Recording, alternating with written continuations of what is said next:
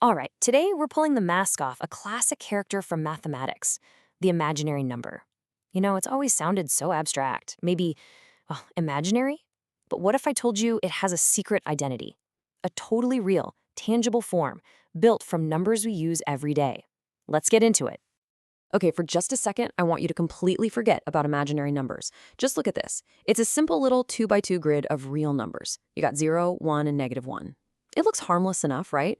Just a box of numbers. But this matrix, this is our first big clue to solving a very old mystery. So, here's the question.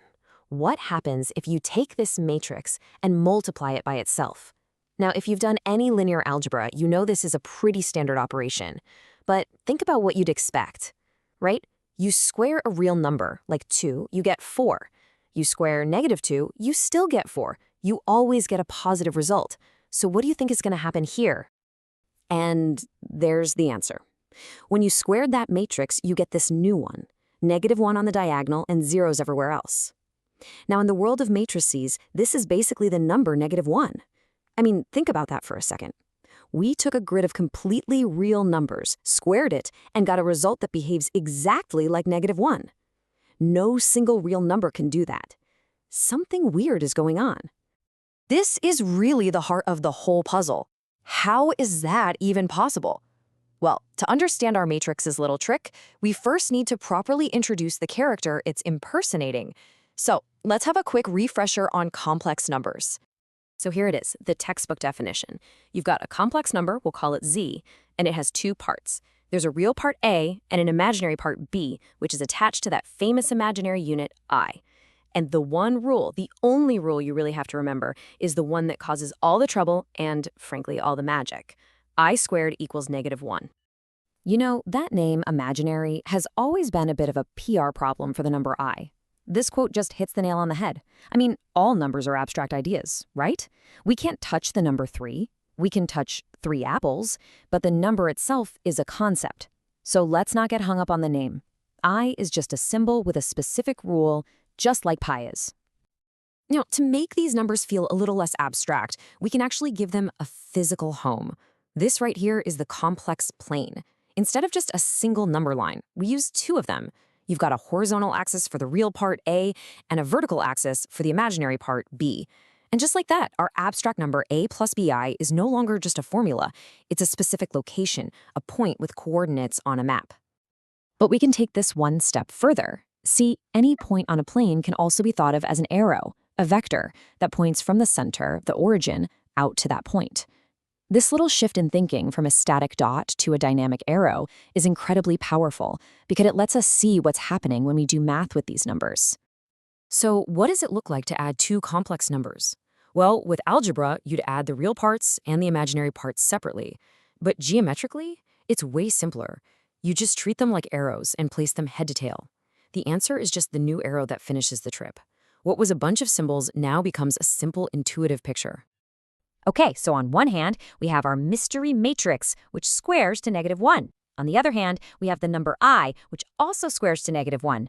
Is this just a coincidence, or are they related? It's time to bring our 2 clues together. Let's just put these side by side. In the world of complex numbers, everything is built from 2 basic units. The real unit, 1, and the imaginary unit, I. Okay, now in our matrix world, we have the identity matrix, which acts exactly like the number 1, and our mystery matrix, which we've already seen acts just like I. I mean, come on, that parallel is just too perfect to be a coincidence. So let's run with this idea. If 1 corresponds to that identity matrix, and I corresponds to our mystery matrix, can we build a matrix for any complex number, say x plus iy? Well, yeah, of course we can. We just follow the recipe. We take our number and break it down. We swap in the matrix for 1 and the matrix for I. We do a little bit of simple arithmetic and boom, out pops this general form, a unique 2 by 2 matrix for every single complex number out there. And there it is. That's the big reveal. This is the secret identity we've been looking for. Every single complex number, no matter how imaginary it seems, has a perfect double, a perfect stand-in in the world of these simple 2 by 2 matrices. They are just 2 different languages describing the exact same mathematical thing. All right, so we found this connection, but isn't really a perfect disguise. Does it hold up under pressure? I mean, for this to really work, our matrix version has to follow all the same rules that the complex number version does. Let's start kicking the tires. First things first, we have to check the most important rule of all. And we actually already did this right at the very beginning. We took our matrix for I, we squared it, and we got the matrix for -1, so check. The foundational rule, I squared equals -1, holds up perfectly. The whole structure is built on solid ground.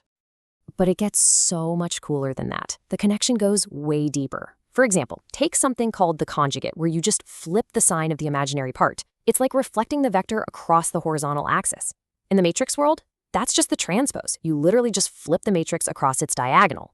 Or how about the modulus squared, which is just the squared length of the vector? For the matrix, that's its determinant. These core ideas from the complex world have these beautiful direct parallels in the language of matrices. It's amazing. This quote just sums it all up perfectly. If you've ever felt a little weird about the whole idea of a square root of -1, this matrix representation is your answer. It proves that the entire system of complex numbers can be built from the ground up using nothing but real numbers and some basic matrix rules. It's a completely logical, self-contained system, no spooky imaginary stuff required. So, okay, we've unmasked the imaginary number. Pretty cool mathematical trick, right? But what's the point? Why does any of this matter outside of a math class? What does this disguise actually tell us about the real world? It matters because the disguise reveals the true nature of the thing it was hiding.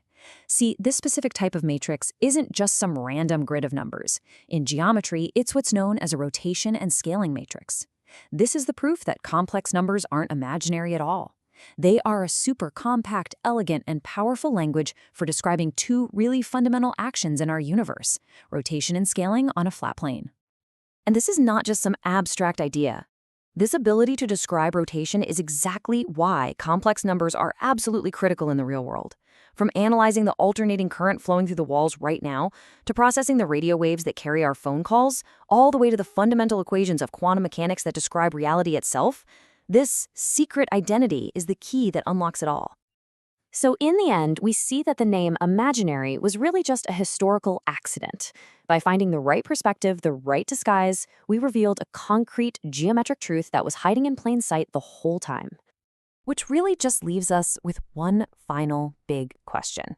If a concept as fundamental as imaginary numbers can be understood in this completely different, much more tangible way, well, what other abstract ideas in science and math are just waiting for the right disguise, for that one creative shift in perspective that will reveal their own secret, concrete identities? Thanks for watching.